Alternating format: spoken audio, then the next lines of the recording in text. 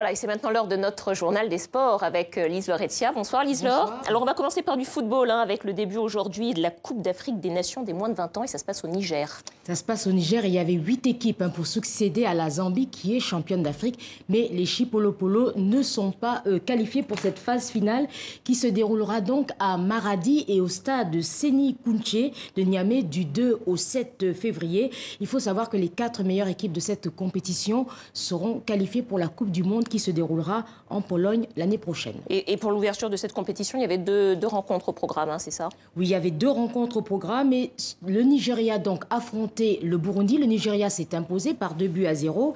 Le match d'ouverture opposait le pays organisateur, le Niger, à l'Afrique du Sud. Les Nigériens très applaudis par les 30 000 spectateurs dès leur arrivée au stade. Pour leur première participation, ils auront à domicile beaucoup de pression, mais devront attendre pour leur première victoire dans ce tournoi.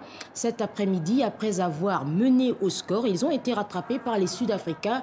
Résultat, 1 but partout. On écoute les entraîneurs. On ne peut pas être satisfait dans la mesure où sur les 3 points, nous prenons qu'un seul. Mais bon, il ne faut pas aussi négliger l'adversaire qui est en face. Ça n'a pas du tout été facile en première mi-temps, vu leur organisation mise en place au niveau défensif. Mais en deuxième mi-temps, c'était plutôt un match plus ou moins ouvert. On a raté quelques occasions, on a marqué ces occasions-là, peut-être que nous ne serons pas là. Nous n'étions pas assez bien préparés. Le Niger était mieux préparé que nous. Nous avons vu comment ils nous ont dominés, donc je félicite les 2 équipes. Pour nous, ce n'est pas un mauvais résultat. Nous essaierons de faire mieux. Bon, demain, c'est la suite des phases de groupe, Lise-Laure, et ça va se dérouler à Maradi. C'est ça dont vous avez parlé, c'est pas tout près de Niamey quand même. Non, à 660 km précisément de Niamey. Et ce sera l'entrée en lice du groupe B, un groupe composé d'équipes uniquement d'Afrique de l'Ouest. La première rencontre opposera donc le Sénégal au Mali et le Burkina affrontera le Ghana. Bon, on va parler de la Ligue des Champions et aujourd'hui, c'était les derniers matchs de la 3e journée. Avec une victoire historique, celle du tout-puissant Mazembe à Lubumbashi, 8-0 contre les Tunisiens du club africain. C'est tout simplement un record jamais atteint. Courte victoire au Nigeria du WAC de Casablanca sur le Lobby Star, 1-0. Le Oroya à l'extérieur s'est imposé face aux Zimbabwéens du FC Platinum, 1-0. Et les Congolais de l'AS Vita ont été tenus en échec par les Algériens de la JS Saoura. 2 buts partout. Je vous propose d'écouter la réaction des 2 entraîneurs. C'est toujours la même chose. Quand on perd, c'est qu'on est les plus nuls du monde. Et quand on gagne, il n'y a pas si longtemps, on a gagné 5-0 ici.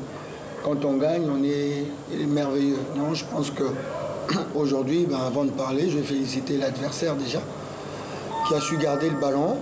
Et nous, on était un peu moins bien. On a laissé le Vita Club jouer en première période. On étudiait, apparemment, on étudiait le jeu du Vita Club.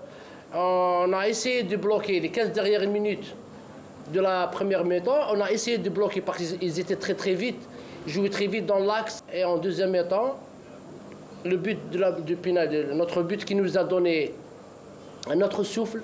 C'est pour ça qu'en deuxième temps, on a étrillé l'adversaire. Alors en ce moment, il y a 2 derniers matchs qui se déroulent. Le Al Ahly du Caire est en train de battre les Simba, les Tanzaniens, et 0-0 entre Orlando Pirates et l'Espérance de Tunis. Voilà, et on verra aussi si là-bas aussi quelqu'un étrille ou non l'adversaire.